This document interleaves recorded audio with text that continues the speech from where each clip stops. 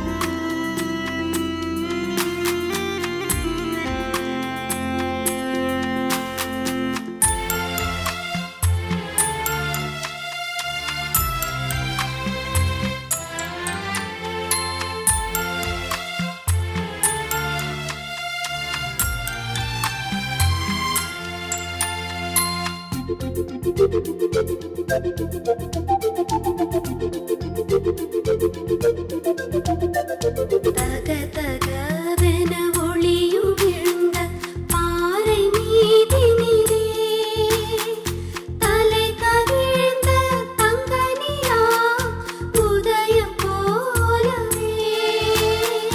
தகதகவென ஒளியும் விழுந்த பாறை மீதினிலே தலை கவிழ்ந்த தங்கனிலா உதயம் போலவே. ம்லானி மாக்சிம் குழந்தைகளுக்கு காட்சி தந்தனையே. ம்லானி மாக்சிம் குழந்தைகளுக்கு காட்சி தந்தனையே. மகிழ்ச்சி வழங்கும் செய்தியாவும் மனதில் தந்தனையே. மகிழ்ச்சி வழங்கும் செய்தியாவும் மனதில் தந்தனையே. நிலைத்த அன்பை விதைத்த அன்னை சலேத் மாதா. இயேசு நீதி அரசை படைக்க வந்த சலேத் மாதா.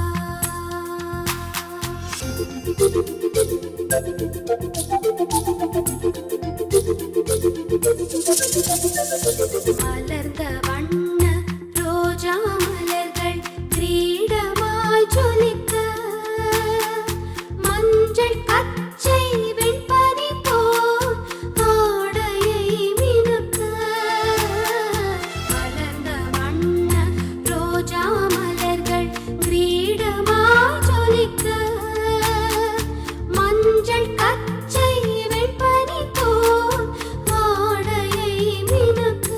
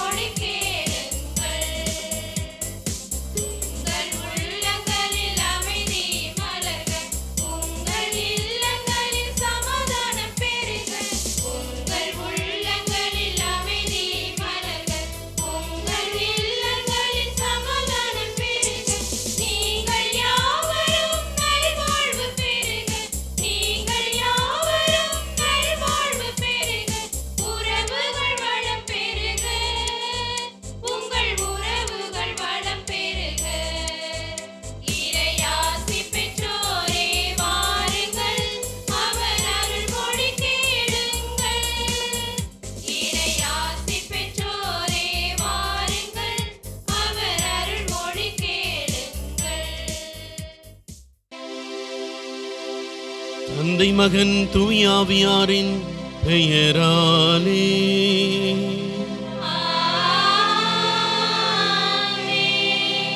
நம் ஆண்டவராகிய இயேசு கிறிஸ்துவின் அருளும் கடவுளின் அன்பும் தூய ஆவியாரின் நட்புறவும் உங்கள் அனைவரோடும் இருப்பதாக.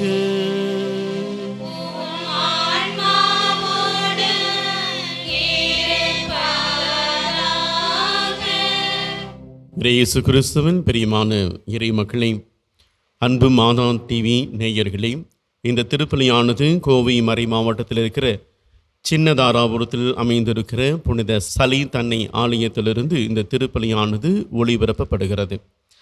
இந்த திருப்பலி வழியாக கடவுள் நிறைவான அருளையும் ஆசிரியம் புலந்திருக்கிற இந்த புதிய மாதத்திலே, அதுவும் முதல் வெள்ளிக்கிழமையன்று இறைவன் நிறைவாக அவரது இரக்கத்தின் வழியாக உங்களையும் உங்கள் குடும்பத்தையும் ஆசீர்வதிக்க வேண்டும் என்று சொல்லி இந்த திருப்பலியை ஒப்புக் கொடுக்கிறோம்.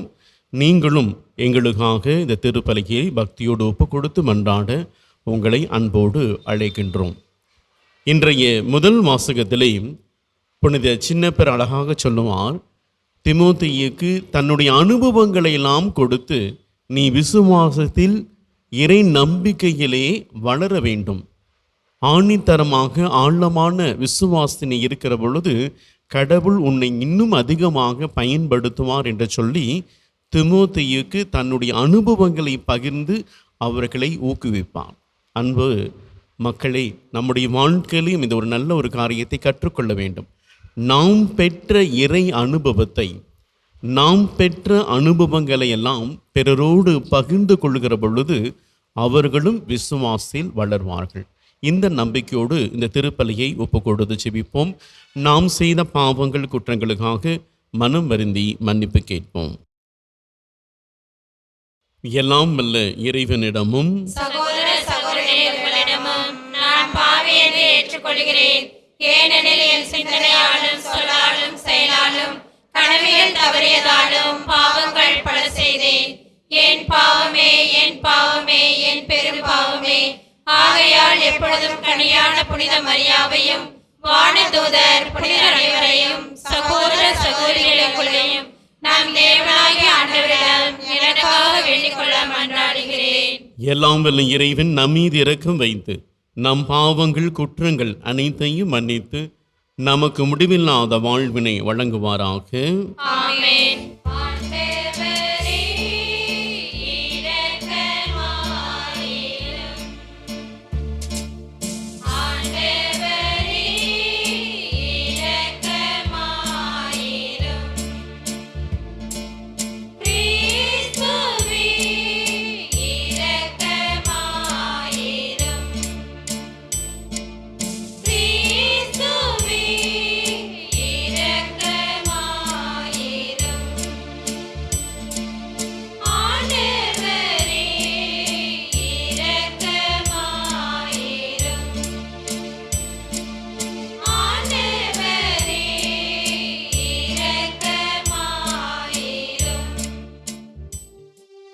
மன்றாடுவோமாக.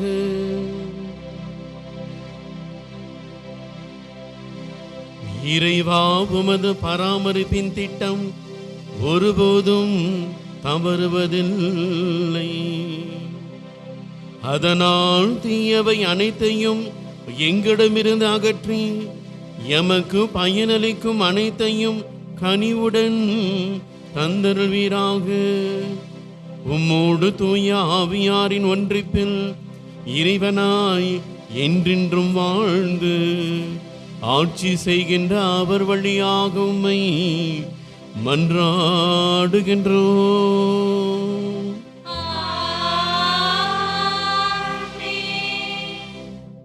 முதல் வாசகம்.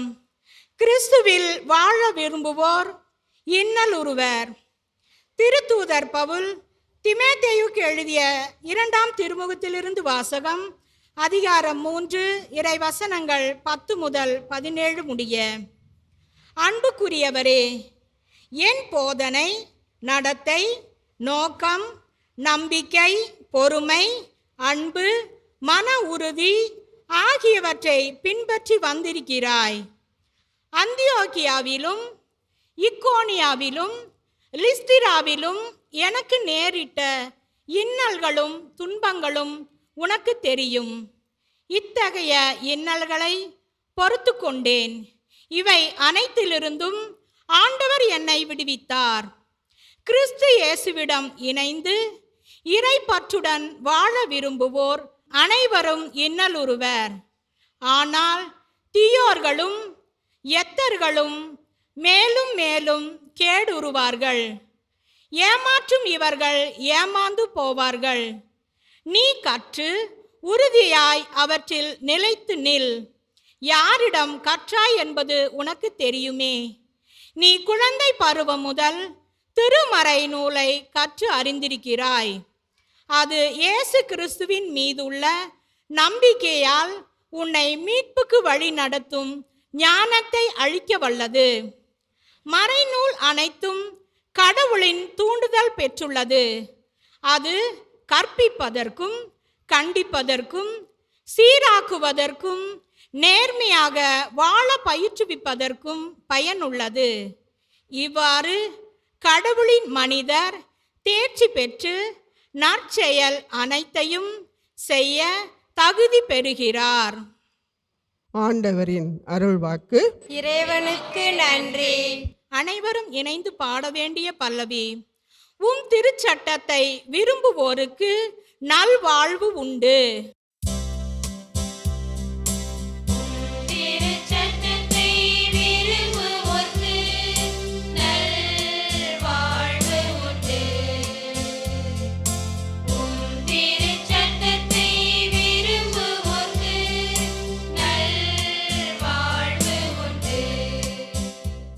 என்னை கொடுமைப்படுத்துவோரும் பகைப்போரும் பலர். ஆனால் உம் ஒழுங்குமுறைகளை விட்டு நான் தவறுவதில்லை. உண்மையே உமது வார்த்தையின் உட்பொருள். நீதியான உம் நெறிமுறைகள் எல்லாம் என்றும் நிலைத்துள்ளன. பல்லவி.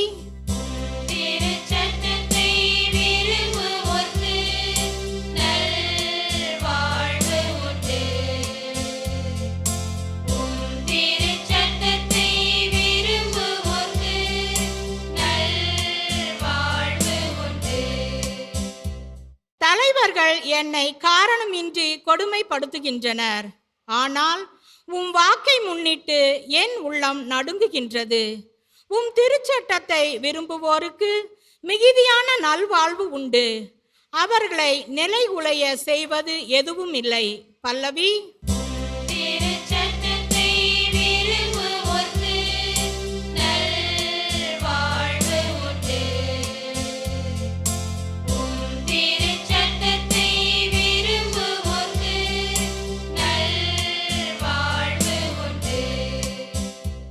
ஆண்டவரே, நீர் அளிக்கும் மீட்புக்காக நான் காத்திருக்கின்றேன். உன் கட்டளைகளை செயல்படுத்துகின்றேன். உம் நியமங்களையும் ஒழுங்குமுறைகளையும் நான் கடைபிடிக்கின்றேன். ஏனெனில் என் வழிகள் எல்லாம் உமக்கு தெரிந்தவை. பல்லவி.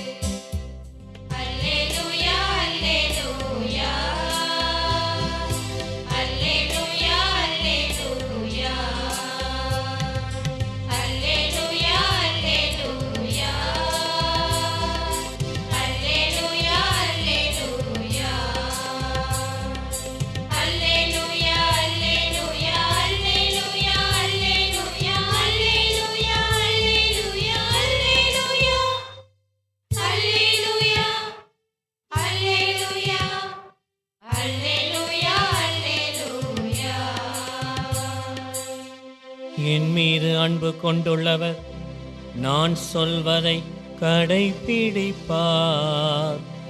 என் தந்தையும் அவர் மீது அன்பு கொள்வார். நாங்கள் அவரிடம் வந்து அவருடன் குடிகொள்வோம் என்கிறார் ஆண்டவர். அல்லேலூயா.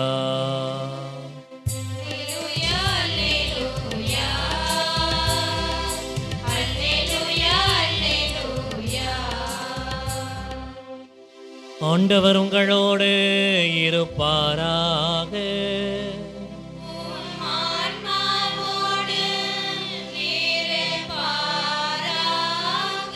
மார்க்கு எழுதிய நற்செய்தியிலிருந்து வாசகம்.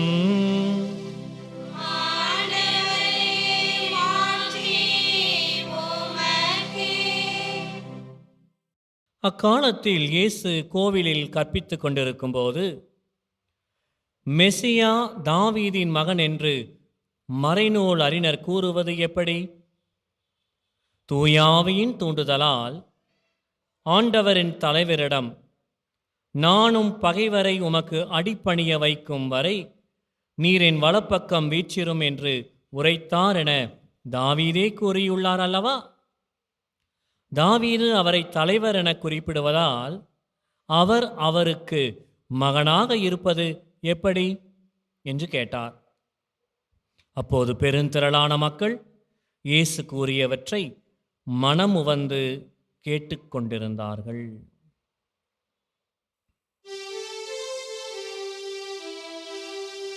ஆண்டவரின் அருள்வாக்கு.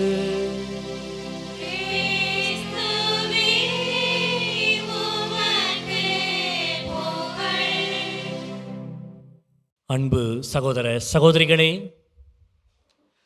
மாதா தொலைக்காட்சி வழியாக எங்களுடைய சின்ன தாராபுரம் பங்கு இறை மக்கள் புனித காணிக்கையணை அருட்சகோதரிகளோடு இணைந்து உங்களை சந்திப்பதிலே இறை ஆசிரியராய் கருதி இந்த சிறு சிந்தனைகளை, இறை வார்த்தை பகிர்வை உங்களோடு பகிர்ந்து கொள்ள விரும்புகிறேன். இன்று தாய் திரு அவையானது மறைசாட்சியான புனித பொனிஃபாஸுடைய நினைவு நாளை அனுசரிக்கிறது. இந்த பொனிஃபாஸ் என்ற புனிதர் 673 ஆண்டிலிருந்து 755 ஆண்டு வரை இறை திருவலப்படி வாழ்ந்தவர். இவருடைய திருமுழுக்கு பெயர், ஞானஸ்நான பெயர் வின்ஃப்ரெட். இவருக்கு 5 வயது நடக்கும் பொழுது இவருடைய வீட்டுக்கு துறவிகள் வீடு சந்திக்க வந்தார்கள். அதுதான் இவருக்கு துறவற வாழ்வுக்கான ஒரு விதை போடப்பட்ட நாள். 5 வயது நடக்கும் பொழுது.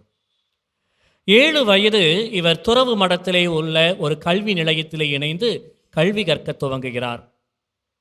ஆசிரியர் வின்ஃப்ரெட் இடம் கல்வி பயின்று தாம் படித்த அந்த துறவு இல்லத்திலே உள்ள கல்வி கூடத்திலேயே ஆசிரியராகவும் இவர் பிற்பாடத்திலே பணியாற்றுகிறார். 30 வயது நடக்கும் பொழுது அருள் பணியாளர் ஆகிறார். 30 வயது அருள் பணியாளர், குருவானவராகிறார். ஜெர்மன் நாட்டு மறைவரப்பு பணியில் இறைவன் இவரை அழைப்பதாக தீர்க்கமாக உணர்ந்து அதற்கு ஒப்பு கொடுக்கிறார். 716 ஆண்டு அந்த ஒரு நோக்கத்தோடு ஜெர்மன் நாட்டுக்கு பயணம் போகிறார். அந்த பயணத்தை மேற்கொள்வதற்கு முன்பாக திருத்தந்தை 2ஆம் கிரகோரி என்கிறவரை சந்தித்து ஆசீர் பெறுவதற்காய் ரோமை செல்கிறார். ரோமை வத்திக்கானிலே திருத்தந்தை 2ஆம் கிரகோரி தான் இவருக்கு போனிஃபாஸ் வின்ஃப்ரெட் என்ற திருமுழுக்கு பெயரை மாற்றி போனிஃபாஸ் என்கிற பெயரை வழங்கியதாக சரித்திரம். அன்புமிக்கவர்களே, 3 ஆண்டுகள் கழித்து பிரீஸ்லாந்திலே கடுமையான மறைவரப்பு பணி இவர் மேற்கொள்கிறார். அந்த காலகட்டத்தில் இவரை தேடி ஆயர் பதவி வந்தது. ஆயர் பதவி வேண்டாம் என தூக்கி எறிகிறார். எனக்கு ஆயர் பதவி வேண்டாம் என அவர் அதை உதறி தள்ளுகிறார். பிற்பாடு கிபி 722 ஆண்டிலே ரோமைக்கு வந்து போக கட்டளை வருகிறது. திருத்தந்தை இடத்திலே இருந்து ரோமைக்கு போகிறார். அங்கு இவருக்கு ஆயர் பதவியானது நிர்பந்தத்தோடு வழங்கப்படுகிறது. திருத்தந்தையின் கட்டளையை மறுக்க முடியாமல் அந்த பணியை, அந்த பதவியை ஏற்றுக்கொள்கிறார். ஜெர்மனி நாட்டிலே மறைவரப்பு பணி செய்த பொழுது ஒரு சுவராசியமான நிகழ்வு இவருடைய சரித்திரத்திலே குறிப்பிடப்பட்டிருக்கிறது. அதாவது ஜெர்மனி நாட்டிலே ஒரு பழங்குடியின மக்கள் மத்தியிலே ஒரு மரத்தை தெய்வமாக வணங்குகிற, வழிபடுகிற ஒரு பழக்கம் இருந்தது. இன்றைக்கி கூட நம்ம நாட்டு கலாச்சாரத்தில் மரங்களை மாற்று நம்பிக்கையாளர்கள் தெய்வமாக கருதுகிறார்கள். மரத்துக்கு அவங்க துணியை சுற்றி ஜெபம் செய்கிறத, பூஜை செய்கிறத நம்ம பார்த்துருக்குறோம். இப்போ ஜெர்மனி நாட்டில் அந்த நூற்றாண்டிலே இப்படியாக ஒரு மரத்தை தெய்வமாய் வழிபட்ட அந்த பழங்குடி மக்கள் மத்தியில் இவர் இறைப்பணி ஆற்றிய பொழுது என்ன செய்தார்? அவருடைய அந்த மூட நம்பிக்கையை மாற்ற வேண்டும், அந்த மூட நம்பிக்கையிலிருந்து அவர்களை வெளிக்கொணர வேண்டும் என சொல்லி கோடாரியை இவரை கொண்டு வந்து அந்த மரத்தை வெட்டி 2 துண்டாக உடைக்கிறார். மக்கள் எல்லாம் பயப்படுறாங்க. ஐயோ, இது தெய்வமாகவே, தெய்வத்தை இவர் இப்படி செய்கிறாரே, தெய்வ குத்தமாகி விடுமே, இந்த நபரை தெய்வம் அழித்து விடுவாரே, தண்டித்து விடுவார் என பயப்படும் பொழுது மரம் 2ஆக பிளக்கிறது. ஒன்றுமே நடக்கவில்லை. அப்பொழுதுதான் அந்த மக்களிடத்திலே இருந்த அறியாமை இருள் நீங்குகிறது, விழிப்புணர்வு அவர்களுக்கு வருகிறது. பிற்பாடு இயேசு ஆண்டவரை பற்றி அந்த மக்களுக்கு எடுத்துச் சொல்லி அந்த பழங்குடி மக்களை கிறிஸ்துவத்துக்குள் கொண்டு வருகிறார் மறைவரப்பு பணியாளரான புனித பொனிஃபாஸ் ஆயர். கிபி 731ஆம் ஆண்டு திருத்தந்தை 2ஆம் கிரகோரியின் மறைவுக்கு பின்னால் 3ஆம் கிரகோரி என்கிற திருத்தந்தை பணிப்பொறுப்பு ஏற்று இந்த பொனிஃபாஸ் என்கிற மறை ஆயருக்கு கர்தினாலுக்கு உண்டான கூடுதல் அதிகாரத்தை வழங்கி மறைபரப்பு பணியை திறம்பட செய்ய வாய்ப்பு தருகிறார். ஏற்கனவே ஆர்வம் உள்ள இவருக்கு கூடுதலாக அதிகாரம் கிடைத்ததாலே இன்னும் ஆர்வமாக நிறைய ஆன்மாக்களை ஆண்டவர் பால் ஈர்த்து வருகிறார்.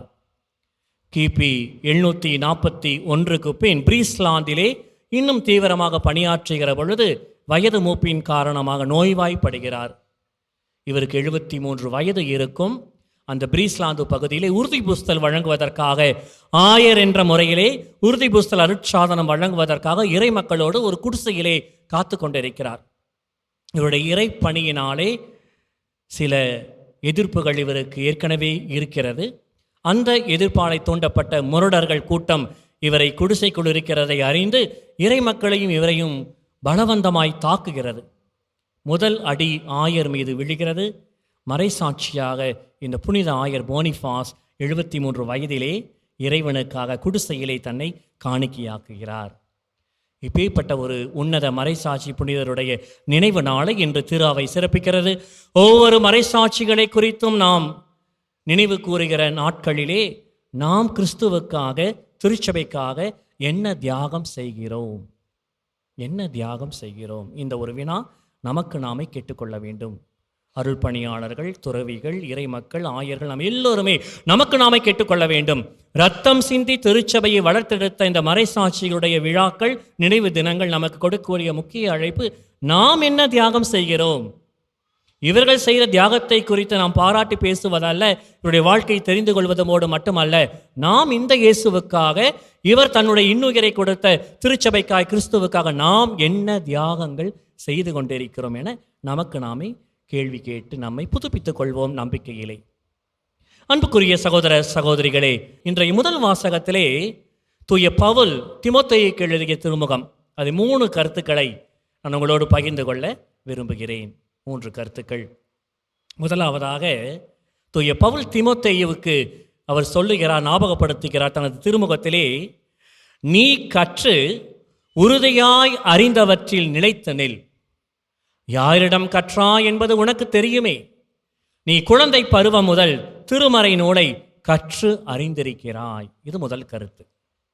ஞாபகப்படுத்தி பாருங்க, நம்ம எல்லாருமே குழந்தை பருவம் முதல் திருமறை நூலை பல விதங்களிலே கற்றுக்கொண்டிருக்கிறோம். அம்மா அப்பா ஞானஸ்நானத்துக்கு, திருமுழுக்கு கோயிலுக்கு கொண்டு வராங்க.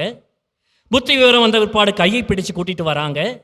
புரிந்ததை கேட்கிறோம், புரியாததை பிற்பாடு தெரிந்து கொள்கிறோம். இப்படியாக நமது திருமறை நூலை பற்றிய அறிவிலே நாம் வளர துவங்கி ஞாயிறு மறைக்கல்வி வகுப்பு, முதல் நற்கருணை வகுப்பு, உறுதி பூஸ்தல் வகுப்பு, விடுமுறை விவிலிய பள்ளி வகுப்பு என பல பயிற்சிகள் வழியாக குழந்தை பருவம் முதலே இங்கே இருக்கக்கூடிய நாம் எல்லோருமே திருமறை நூலை கற்றிருக்கிறோம். அன்று தூய பவுல் தீமோத்தேயுவுக்கு சொன்னது நமக்கும் சொல்லுகிறார், நமக்கும் சொல்லுவதாக நாம் எடுத்துக்கொள்வோம். ஆக நாம் சாதாரணமானவர்கள் கிடையாது. நம்மை கடவுள் திருச்சபை வழியாக தயார்படுத்தி இருக்கிறார், பயிற்சி கொடுத்திருக்கிறார். இந்த உலகத்தில் எத்தனையோ பேருக்கு கிடைக்காத பயிற்சிகள், எத்தனையோ பேருக்கு கிடைக்காத ஞானமான இறை வார்த்தைகள், எத்தனையோ பேருக்கு கிடைக்காத பொன்னான வாழ்க்கை சூழ்நிலைகள், பயிற்சி வகுப்புகள், அருளான காரியங்கள், அருட்சாதன கொண்டாட்டங்கள் நமக்கு நிரம்ப கிடைத்திருக்கிறது. இறைவனுக்கு நன்றி சொல்வோம். திருமறை நூலை குழந்தை பருவம் முதல் நாம் கற்றறிந்திருக்கிறோம். முதல் கருத்து. 2வது கருத்து, மறைநூல் அனைத்தும் கடவுளின் தூண்டுதல் பெற்றுள்ளது. தொடக்க நூல் முதல் திருவெளிப்பாடு வரை திருவிவிலியத்திலே உள்ள மறைநூல் அனைத்தும் மனித கருவிகளால் எழுதப்பட்டதை ஒழிய மனிதனுடைய சுய புத்தி அல்ல, சுய கருத்து அல்ல, சுய சிந்தனை அல்ல. It is an inspiration from the Holy Spirit. தூய ஆவியால் ஏவப்பட்டுதான் மனித கருவிகள் திருமறை நூலை எழுதியிருக்கிறார்கள். தீமோத்தேயுவுக்கு தூய பவுல் சொல்லுகிற இரண்டாவது கருத்து, மறைநூல் அனைத்தும் திருநூல் அனைத்தும் கடவுளின் தூண்டுதல் பெற்றுள்ளது. ஆகவேதான் நமது திரு அவையிலே திருமறை நூல் வழியாக பாரம்பரியம், மரபு வழியாக பாரம்பரியம், ரெண்டு பாரம்பரியங்களையும் ரெண்டு கண்களாக வைத்திருக்கிறோம். திருமறை நூல் தொடக்க நூல் முதல் திருவெளிப்பாடு வரை எழுதப்பட்டது அனைத்துமே இறையாவியால் ஏவப்பட்டு தூண்டுதல் பெற்று நமக்கு கிடைத்திருக்கிற பெரிய பொக்கிஷம். கடவுளை நம்மோடு பேசு. ஆகவே தான் பைபிளில் சொல்லப்பட்டிரு கருத்து நமக்கு கிடைக்கும் பொழுது நாம் ரொம்ப கவனமாக பக்தியாக பயத்தோடு கேட்கிறோம், அலட்சியப்படுத்துவதில்லை. கவனமாய் பக்தியாய் பயத்தோடு கேட்கிறோம். இறை வார்த்தை திருமறை நூலில் இருந்து எடுக்கப்படுகிற இறை வார்த்தை தூயாவில் ஏவப்பட்டதால் தான் அது உள்ளத்தை ஊடுருவுகிறது, மனமாற்றத்திற்கு வழிவகுக்கிறது. மூணாவது இறுதி கருத்தாக பார்த்தோம் என்றால், இறை வார்த்தை திருமறை நூல் நமக்கு கொடுக்கப்பட்டிருப்பது 4 நோக்கங்களுக்கு: கற்பிக்க, கண்டிக்க, சீராக்க, நேர்மையாய் வாழ பயிற்றுவிக்க. கற்றுத்தருகிறது, கண்டிக்கிறது. நம்ம வழி மாறி போகும்பொழுது, இங்கே பாரு தம்பி, இங்கே பாரு தங்கச்சி, நீ போகிற பாதை சரியில்லை. அநேக புனிதர்களை இந்த திருமறை நூல்தான் கண்டித்து, கற்பித்து, சீராக்கி, நேர்மையாய் வாழ பயிற்சி கொடுத்து இன்று நமக்கு திருச்சபைக்கு அநேக புனிதர்கள் கிடைத்து. புனித அகுஸ்தினாராக இருக்கலாம், எத்தனையோ புனிதர்கள் பாவ வாழ்க்கையிலிருந்து ஆண்டவருக்குள் வருவதற்கு திருமறை நூல் உதவி செய்திருக்கிறது. மனமாற்றத்துக்கு, மனிதர்கள் புனிதர்களாக மாறுவதற்கு, சாதாரண மனிதர்கள் அசாதாரண மனிதர்களாக மாறுவதற்கு என சொல்லி திருமறை நூல் ஆக்கப்பூர்வமான பலன் தருகிற, கனி தருகிற மாற்றத்தை கற்பித்தல், கண்டித்தல், சீராக்குதல், நேர்மையாக வாழ பயிற்சி தருகிற ஒரு பணிகளை செய்கிறது. அன்பார்ந்தவர்களை, தூய பவுல் தீமோத்தேயுவுக்கு சொன்னதன் வழியாக நாம் எல்லோருக்கும் இந்த திருப்பலியிலே பங்கெடுத்து கொண்டிருக்கிறவங்க எல்லோருக்கும், எனக்கும் ஆண்டவர் பேசுகிறார். இந்த இறை வார்த்தை மீது உள்ள தாகத்தை வளர்த்து கொள்வோம். நாம் முன்னொரு நாள் சிறு வயதிலே கற்றுக்கொண்ட திருமறை நூல் காரியங்களை, அருட்சாதன காரியங்களை புதுப்பித்துக் கொள்வோம். சாதாரணமாக திருமறை நூலை, விவிலிய வசனங்களை எடுத்துக்கொள்ள வேண்டாம். முழுக்க தூய ஆவியால் ஏவப்பட்டு எழுதப்பட்டது என்ற கருத்தோடு புனித பொனிஃபாஸ் மறைசாட்சியைப் போல நம்மால் இயன்ற விதத்திலே திருச்சபைக்கு தியாகங்கள் செய்வோம். நல்லாய இயேசு என்றென்றும் வாழ்த்தப்படுவாராக. என்ன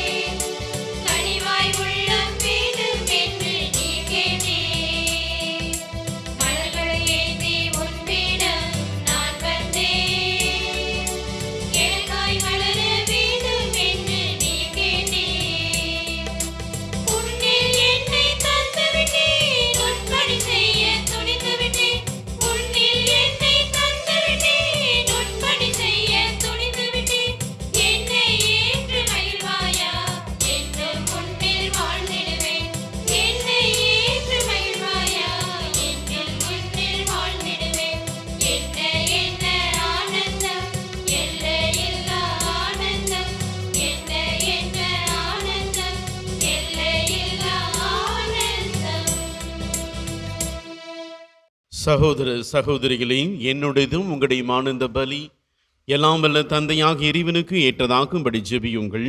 ஆண்டவர் தம் திருப்பெயரின் புகழ்ச்சிக்காகவும் மாட்சிக்காகவும் நமது நன்மைக்காகவும் புனிதத்திலே அவை அனைத்து நலனுக்காகவும் உமது கையில் இருந்து ஏற்றுக்கொள்வாராக. ஆண்டவரே, உமது பரிவிரக்கத்தில் நம்பிக்கை கொண்டு காணிக்கைகளுடன் வணக்கத்துக்குரிய பீடத்துக்கு நாங்கள் கூடி வருகின்றோம். அதனால் எங்களை உமது அருளால் தூய்மைப்படுத்தி நாங்கள் கொண்டாடும் மறை நிகழ்வுகளால் எங்களை புனிதப்படுத்துவீராக. எங்கள் ஆண்டவராகிய கிறிஸ்து வழியாக உம்மை மன்றாடுகின்றோம்.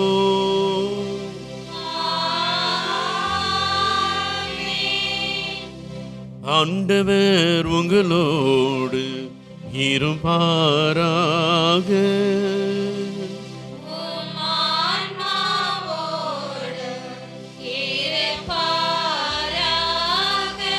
இதை எங்களை மேலே எழுப்புங்கள்.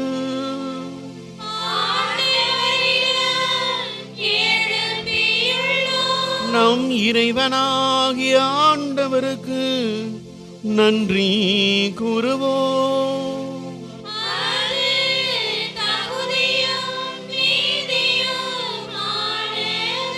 ஆண்டவரே, தூயவரான தந்தையே, என்றுமல்ல எல்லாம் வல்ல இறைவா, என்னாலும் இவ்விடத்திலும் நாங்கள் உமக்கு நன்றி செலுத்துவது மெய்யாகவே தகுதியும் நீதியுமாகும்.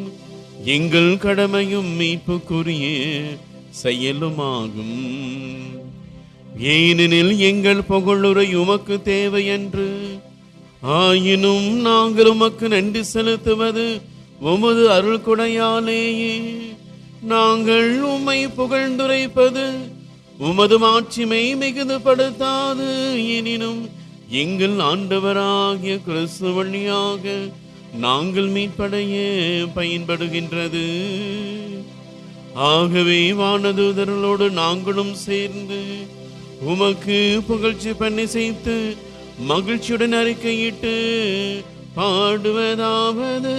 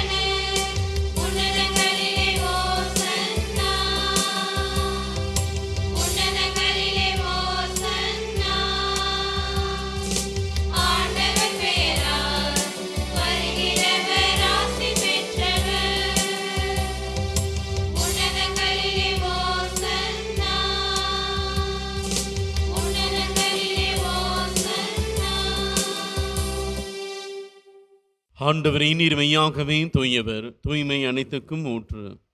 ஆகவே உம்முடைய ஆவியை பொழிந்து காணிக்கைகளை தூய்மைப்படுத்த உம்மை வேண்டுகிறோம். இவ்வாறு எங்கள் ஆண்டவர் இயேசு கிறிஸ்துவின் உடலாகவும் இரத்தமாகவும் எங்களுக்கு இவை மாறுபனவாக. அவர் பாடுபட உலம் கணிந்து தம்மை கையளித்த போது அப்பத்தை எடுத்து நன்றி செலுத்தி அதை பிட்டு தம் சீடர்களுக்கு அளித்து கூறியதாவது: அனைவரும் இதிலிருந்து பெற்று உண்ணுங்கள், ஏனெனில் இது உங்களுக்காக கையளிக்கப்படும் என் உடல்.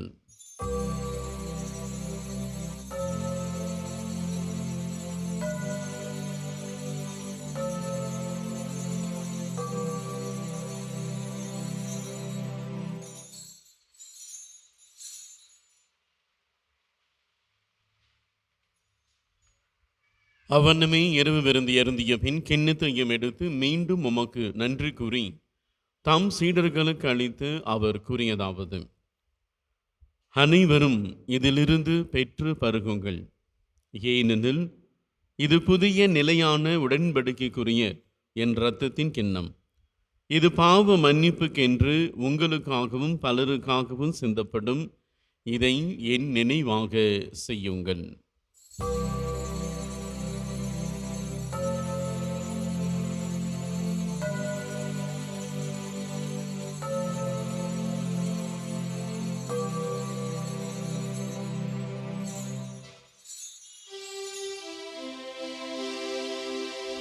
நம்பிக்கையின் மறை பொருள். உலகின் மீட்பரே, எங்களை மீட்டருளும். உமது சிலுவையினாலும் உயிர்ப்பினாலும் எங்களுக்கு விடுதலை அளித்தவர் நீரே. எங்களுக்கு விடுதலை அளித்தவர் நீரே. ஆகவே ஆண்டவரே, நாங்கள் கிறிஸ்துவின் இறப்பினையும் உயிர்ப்பினையும் நினைவு கூர்ந்து வாழ்வதரும் அப்பத்தையும் மீன்பலுக்கும் கிண்ணத்தையும் உமக்கு ஒப்புக் கொடுக்கிறோம். உமது திருமுன் நின்று உமக்கு ஊழியம் புரிய தகுந்தவர்கள் என்னை எங்களை ஏற்றுக்கொண்டீர். எனவே உமக்கு நன்றி செலுத்துகிறோம். மேலும் கிறிஸ்துவின் உடலிலும் இரத்தத்திலும் பங்கு கொள்ளும் எங்களை தூய ஆவியானவர் ஒன்று சேர்க்க வேண்டுமென உம்மை தாழ்மையுடன் மன்றாடுகின்றோம். ஆண்டவரே, உலகமெங்கும் பரவி இருக்கும் உமது திரு அவையை நினைவு கூர்ந்தருளும். எங்கள் திருத்தந்தை லியோ, எங்கள் ஆயர் தாமஸ் அக்வினாஸ், எல்லா திருநிலையினராகிய அனைவரோடும் உமது திரு அவை அன்பில் நிறைவு பெறச் செய்தருளும். மேலும் உயிர்த்தெழும் எதிர்நோக்குடன் துயில் கொள்ளும் எங்கள் சகோதர சகோதரிகளையும் இறந்தோர் அனைவரையும் இரக்கத்துடன் நினைவு கூர்ந்த உமது திருமுக ஒளியினுள் ஏற்றருளும். எங்கள் அனைவர் மீதும் இரக்கமாயிரும். கடவுளின் கன்னித்தாயான அன்னை மரியா, அவருடைய கணவரான புனித யோசேப்பு, புனித திருத்தூதர்கள், இவ்வுலகில் உமக்கு உகந்தவர்களாய் வாழ்ந்தோராகிய புனிதர்கள் அனைவருடனும் நாங்கள் நிலை வாழ்வில் பங்கு கொள்ளும் தகுதி பெற்று உம் திருமகன் இயேசு கிறிஸ்து வழியாக உம்மை புகழ்ந்தேத்தும் வரம் அருள உம்மை மன்றாடுகின்றோம். இவர் வழியாக இவரோடு இவரில் எல்லாம் வல்ல இறைவனாகிய தந்தையே, தூய ஆவியாரின் ஒன்றிப்பில் எல்லா புகழும் மாற்றியும் என்றென்றும் உமக்கு உரியதே.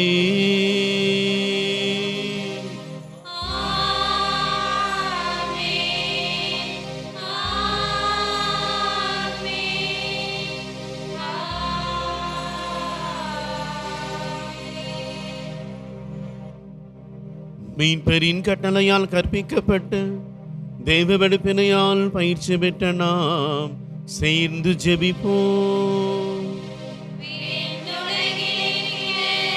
எங்கள் தந்தையே, உமது பெயர் தூயது என போற்றப் பெறுக. உமது ஆட்சி வருக. உமது திருவுளம் விண்ணுலகில் நிறைவேறுவது போல மண்ணுலகிலும்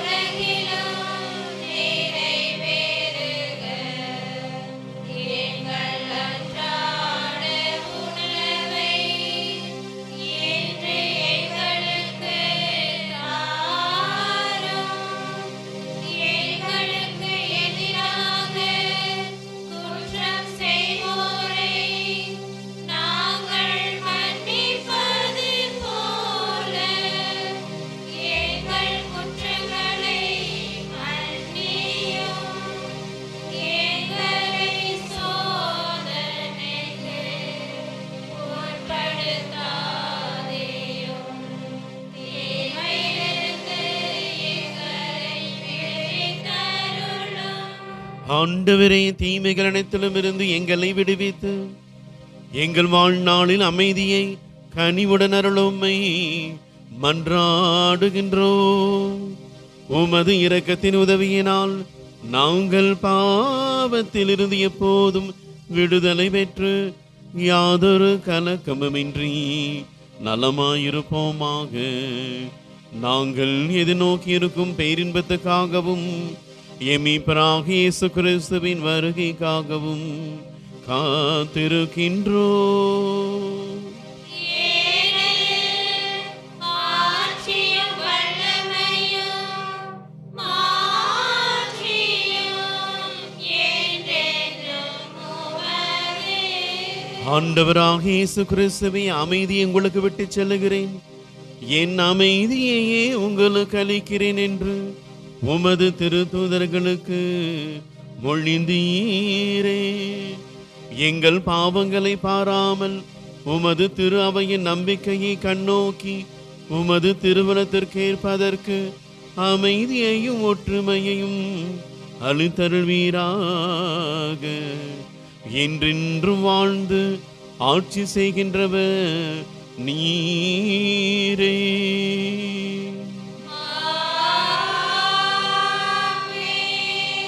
ஆண்டவருடைய அமைதி உங்கள் அனைவரோடும் என்றும் இருப்பதாக. உம் ஆன்மாவோடும் இருப்பதாக. ஒருவருக்கொருவர் கிறிஸ்துவின் அமைதியை பகிர்ந்து கொள்வோம்.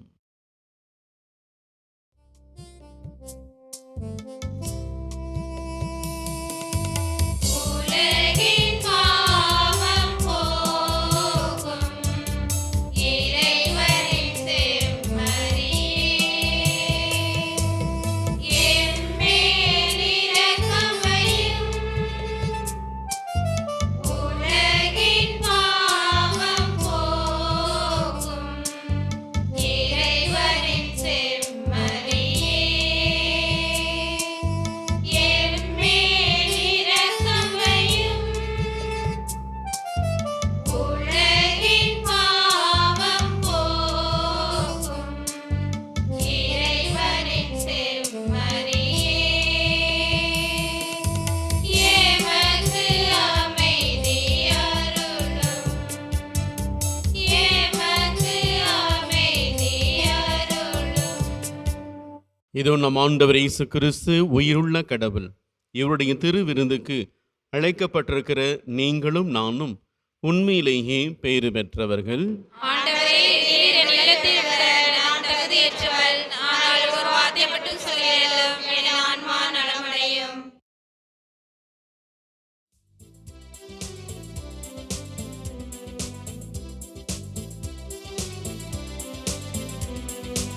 இறைவனே வானக விருந்து தந்தார், இதயங்கள் மகிழ்ந்திட எடுத்து வந்தார்.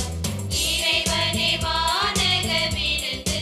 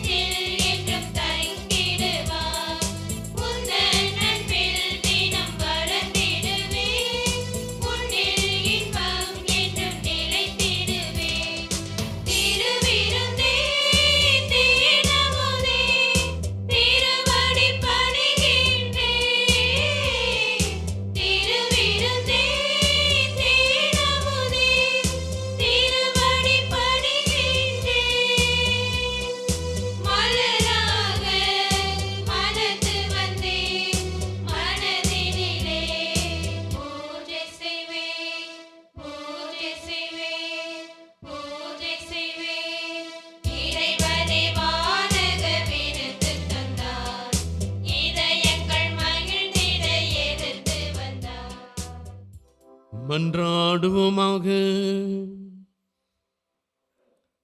ஆண்டவரே, உமது திருமகனின் உடலையும் இரத்தத்தையும் விருந்தாக உட்கொள்ளும் எங்களை உம் ஆவியார் வழிநடத்த உம்மை வேண்டுகின்றோம். அதனால் வார்த்தையாலும் நாவாலும் மட்டுமல்லாமல் செயலாலும் உண்மையாலும் நாங்கள் உம்மை அறிக்கையிட்டு விண்ணரசுக்கு வந்து சேர தகுதி பெறுவோமாக. எங்கள் ஆண்டவராகிய கிறிஸ்து வழியாக உம்மை மன்றாடுகின்றோம்.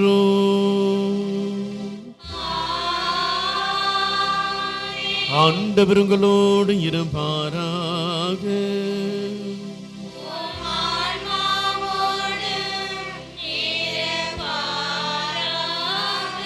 எல்லாம் வல்ல இறைவன் தந்தை, மகன், தூயாவி உங்கள் அனைவரையும் நிறைவாக ஆசீர்வதிப்பாராக.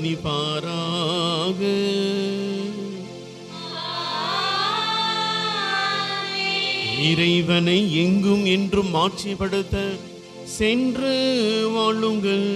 திருப்பலி நிறைவு பெற்றது.